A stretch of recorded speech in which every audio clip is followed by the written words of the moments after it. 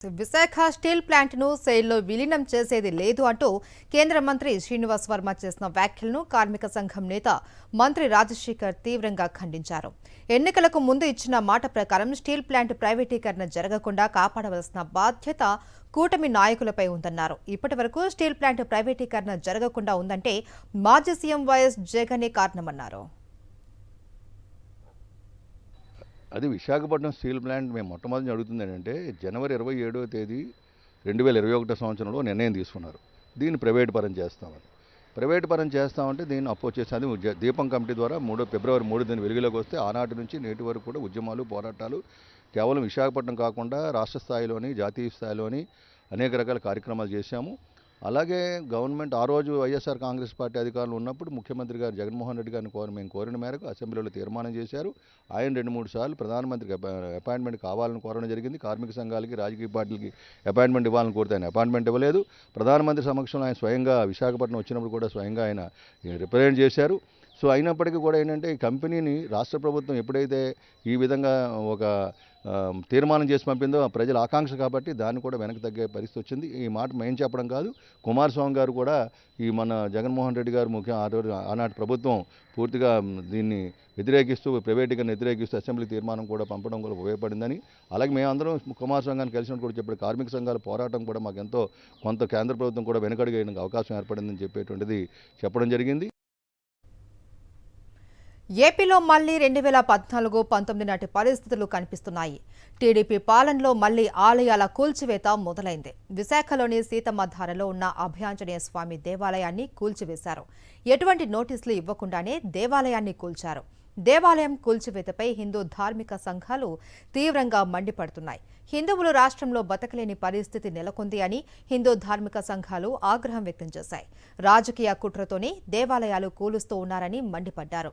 విశాఖలో రాజకీయ నేతల ఆక్రమణలు కూల్చే దమ్ముందా అంటూ హిందూ ధార్మిక సంఘాలు కూటమి ప్రభుత్వాన్ని ఘాటుగా ప్రశ్నించాయి.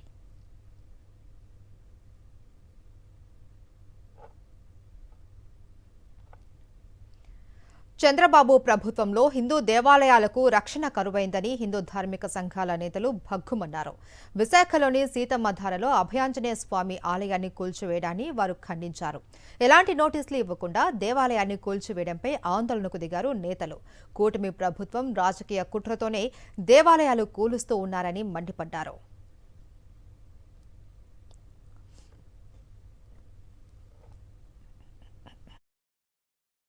ఈ రాష్ట్రంలో హిందువులు బతకడమే కష్టంగా ఉండేటట్టుగా ఉన్నది.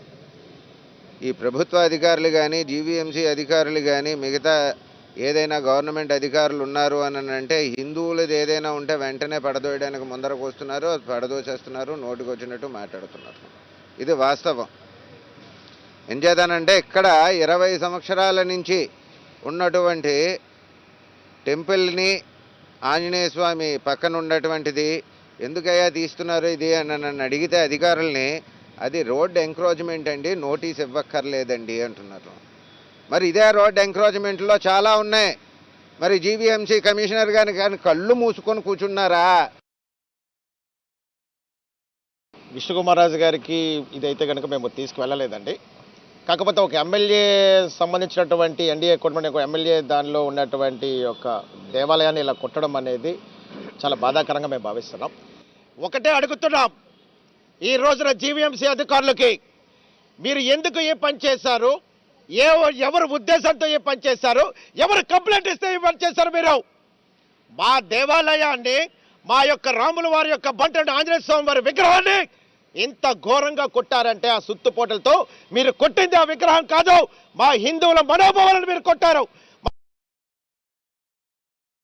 ఈరోజు జీవీఎంసీ అధికారులు కనీసం నిన్న మహిళలు ఇక్కడున్న స్థానికులు వచ్చి అడిగితే మీకు తెలీదు, మీకు సంబంధం ఏంటి అని అడగాల్సిన పరిస్థితి. అంటే పొగరు బలుపులతో కొట్టుకొని చేస్తున్నారు ఒక్కొక్కడు. దీని వెనకాల ఏ రాజకీయ నాయకుడు ఉన్నా, ఎంత ఎంపీ ఉన్నా, ఎంతటి ఎమ్మెల్యే ఉన్నా అసలు ఊరుకునే పరిస్థితి లేదు. శ్రీరామనవమిలోపు ఈ యొక్క విగ్రహాన్ని ఎవరైతే కూల్చారో వారు ఇక్కడికి వచ్చి బహిరంగ క్షమాపణ చెప్పాలి. అదేవిధంగా శ్రీరామనవమిలోపు పునఃప్రతిష్ఠ జరగకపోతే జీవీఎంసీ ఆఫీస్ని ముట్టడి చేస్తాం.